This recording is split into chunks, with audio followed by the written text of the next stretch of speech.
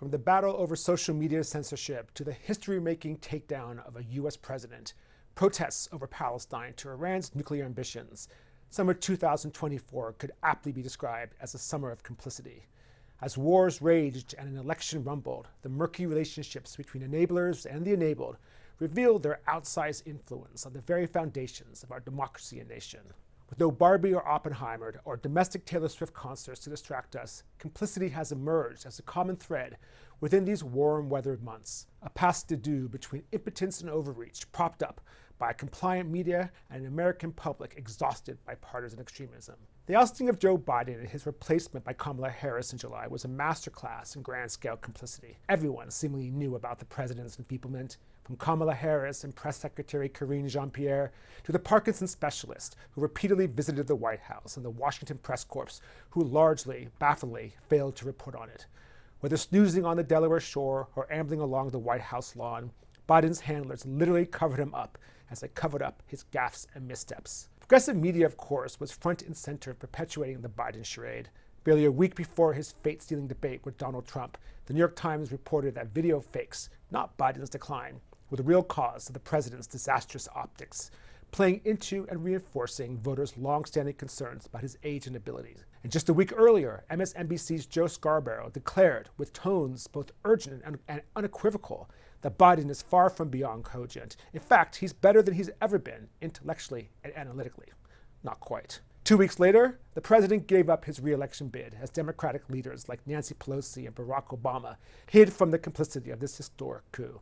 Many of the same forces that shielded Biden from scrutiny also had a hand in America's most pressing foreign policy concern, Iran's imminent nuclear readiness. According to U.S. Secretary of State Anthony Blinken in mid-July, Iran's breakout time, the period required for the Islamic Republic to produce weapons-grade material, is now probably 1 or 2 weeks.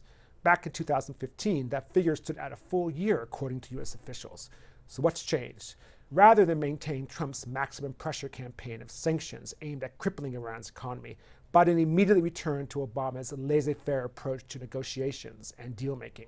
Not only does this include a heavily criticized plan to trade $6 billion in frozen Iranian assets for the freedom of U.S. citizens held in Iran, but the release of billions more dollars for humanitarian purposes. Such handshaking has so emboldened Tehran that the regime is not only flouting U.S. sanctions at home and getting richer for it, but causing chaos across the globe.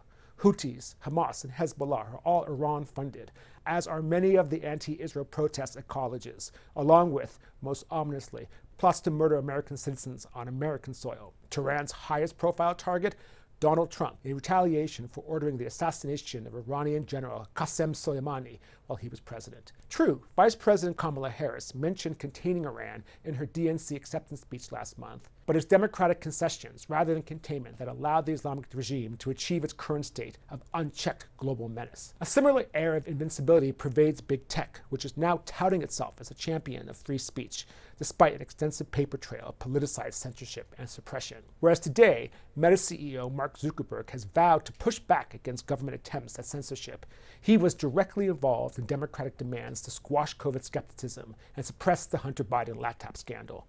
5 years after Harris demanded Twitter ban President Trump, meanwhile, the mainstream media is attempting to overhaul her pro-censorship image. Zuckerberg's newfound zeal for free speech unexpectedly pushes up against another summer flashpoint, Israel's war in Gaza and the global rise of anti-Semitism. This week, Facebook made clear that it won't remove posts featuring the controversial slogan "From the river to the sea," because the company claims it does not necessarily glorify Hamas, despite condemnations by hate speech groups.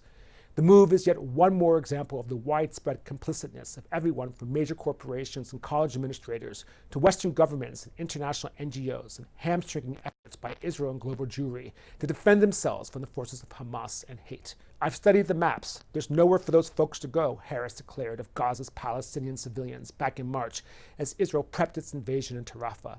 Such pushback, along with threats to withhold arms sales to Jerusalem, hampered Israel's campaign in Rafah, where the bodies of 6 Israeli hostages were found last week. The body count, whether an ousted Biden, free speech, or dead Israelis, reflects the ultimate byproduct of the indifference and complicity that has so defined this past summer, a lack of accountability. As Biden's ouster shows, with so many players denying so much culpability, no one pays the price for systemic rot. While Harris swans on through her campaign, unchecked by the media that both enabled and betrayed a predecessor. Complicity has become normalized. Move over, Joy. America is now entering its autumn of impunity.